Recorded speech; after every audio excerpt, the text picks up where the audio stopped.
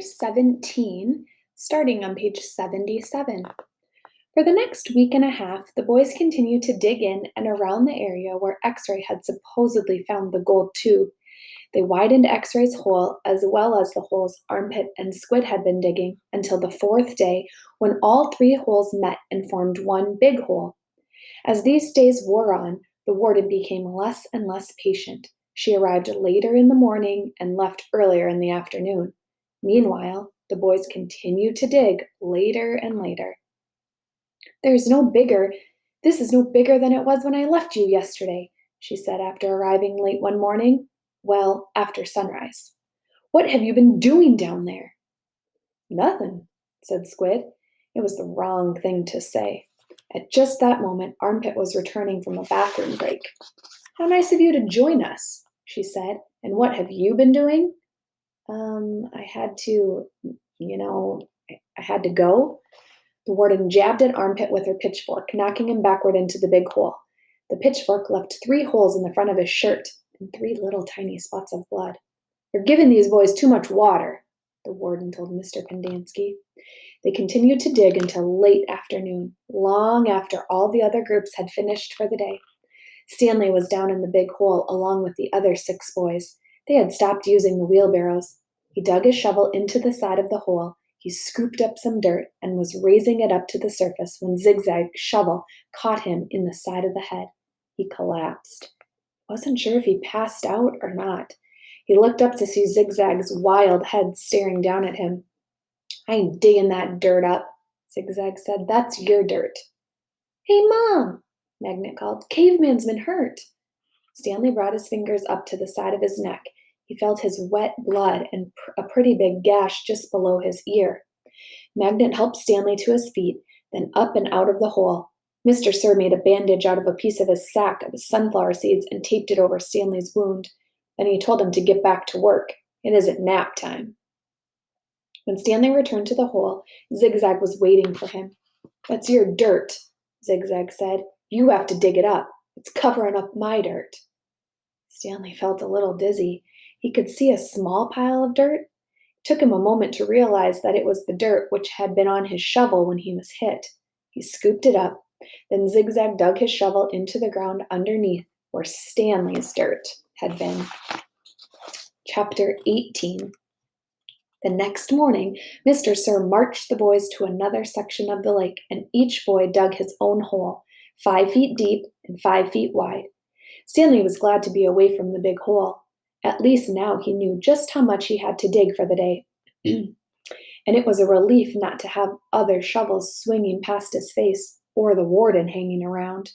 He dug his shovel into the dirt, then slowly turned it to dump it into a pile. He had to make his turn smooth and slow. If he jerked too quickly, he felt a throbbing pain just above his neck where Zigzag's shovel had hit him. This part of his head, between his neck and ear, was considerably swollen. There were no mirrors in camp, but he imagined he looked like he had a hard-boiled egg sticking out of him. The remainder of his body hardly hurt at all. His muscles had strengthened and his hands were tough and calloused. He was still the slowest digger, but not all that much slower than Magnet. Less than 30 minutes after Magnet returned to camp, Stanley spat in his hole. After a shower, he put his dirty clothes in his crate and got out his box of stationery. He stayed in the tent to write the letter so Squid and the other boys wouldn't make fun of him for writing to his mother. Dear Mom and Dad, camp is hard but challenging. We've been running obstacle courses and having to swim long distances on the lake. Tomorrow we learn. He stopped writing as Zero walked into the tent, then returned to his letter. He didn't care what Zero thought. Zero was nobody. Tomorrow we learn to rock climb.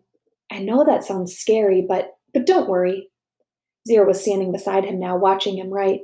Stanley turned and felt his neck throb. I don't like it when you read over my shoulder, okay? Zero said nothing. I'll be careful. It's not all fun and games here, but I think I'm getting a lot out of it. It builds character. The other boys, I don't know how, said Zero. What? Can you teach me? Stanley didn't know what he was talking about. Teach you what? To rock climb? Zero stared at him with penetrating eyes. What? said Stanley. He was hot, tired, and sore. I want to learn to read and write, said Zero. Stanley let out a short laugh. He wasn't laughing at Zero, he was just surprised. All this time he had thought Zero was reading over his shoulder. Sorry, he said. I don't know how to teach. After digging all day, he didn't have the strength to try to teach Zero to read and write. He needed to save his energy for the people who counted. You don't have to teach me to write, said Zero. Just read. I don't have anybody to write to. I'm sorry, Stanley said again. His muscles and hands weren't the only parts of his body that had toughened over the past several weeks. His heart had hardened as well. He finished his letter. He barely had enough moisture in his mouth to seal and stamp the envelope. It seemed that no matter how much water he drank, he was always thirsty. Chapter 19. He was awakened one night by a strange noise. At first he thought it might have been some kind of animal, and it frightened him. But as the sleep cleared from his head, he realized that the noise was coming from the cot next to him. Squid was crying. You awake? Stanley whispered. Squid's head jerked around. He sniffed and caught his breath. Yeah, I'm fine, he whispered and sniffed again. In the morning, Stanley asked Squid if he was feeling better. What are you, my mother? Asked Squid. Stanley raised and lowered one shoulder. I got allergies, okay? Squid said. Okay, said Stanley. You open your mouth again and I'll break your jaw.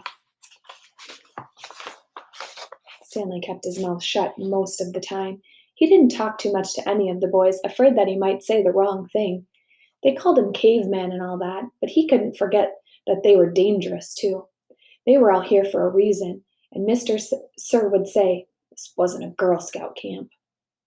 Stanley was thankful that there were no racial problems. X-Ray, Armpit, and Zero were all black.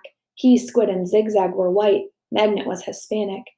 On the lake, they were all the same reddish-brown color, the color of dirt. He looked up from his hole to see the water chuck and its trailing dust cloud. His canteen was still almost a quarter full. He quickly drank it down, then took his place in line behind Magnet and in front of Zero.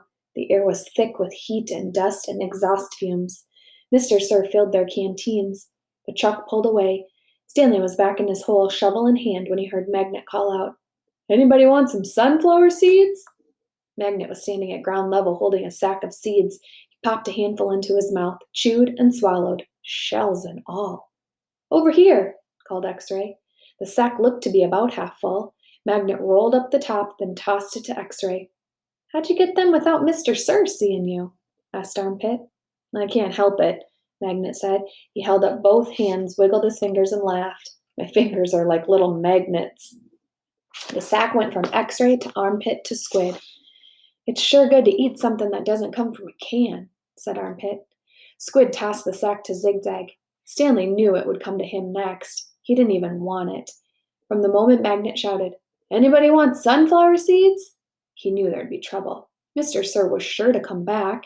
And anyway, the salted shells would only make him thirsty. Coming your way, caveman, said Zigzag. Airmail and special delivery. It's unclear whether the seeds spilled before they got to Stanley or after he dropped the bag. It seemed to him that Zigzag hadn't rolled up the top before throwing it, and that was the reason he didn't catch it. But it all happened very fast. One moment the sack was flying through the air, and the next thing Stanley knew, the sack was in his hole and the seeds were spilled across the dirt.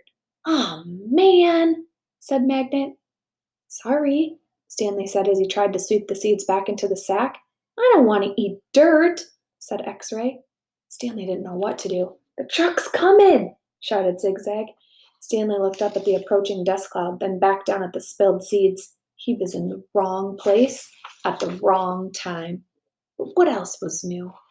He dug his shovel into his hole and tried to turn over the dirt to bury the seeds. What he should have done, he realized later, was knock one of his dirt piles back into his hole, but the idea of putting dirt into his hole was unthinkable. Hello, Mr. Sir, said X-Ray. Back so soon? It seems like you were just here, said Armpit. Time flies when you're having fun, said Magnet. Stanley continued to turn the dirt over in his hole. Your Girl Scouts having a good time? Asked Mr. Sir. He moved from one hole to another. He He kicked a dirt pile by Magnet's hole, then he moved towards Stanley. Stanley could see 2 seeds at the bottom of his hole. As he tried to cover them up, he unearthed a corner of the sack. "Well, what do you know, caveman?" said Mr. Sir, standing over him. "Looks like you found something." "Dig it out," Mr. Sir said. "We'll take it off to the warden. Maybe she'll give you the rest of the day off." It's not anything," Stanley muttered. "Let me be the judge of that," said Mr. Sir. Stanley reached down and pulled up the empty burlap sack. Tried to hand it to Mr. Sir, but he wouldn't take it. "So, tell me, caveman," said Mr. Sir, "how did my sack of sunflower seeds get into your hole?" "I stole it from your truck." "You did?" "Yep." "What happened to all the sunflower seeds?" "I ate them." "By yourself?" "Yep." "Hey, caveman," shouted Armpit, "how come you didn't share any with us?" "That's cold, man," said X-Ray. "I thought you were our friend," said Magnet. Mr. Sir looked around from one boy to another, then back to Stanley. "We'll see what the warden has to say about this. Let's go." Stanley climbed up out of his hole and followed Mr. Sir to the truck. He still held the empty sack. It felt good to sit inside the truck, out of the direct rays of the sun. Stanley was surprised he could feel good about anything at the moment, but he did. It felt good to sit down on a comfortable seat for a change, and as the truck bounced along the dirt, he was able to appreciate the air blowing through the open window onto his hot and sweaty face. End of chapter 19.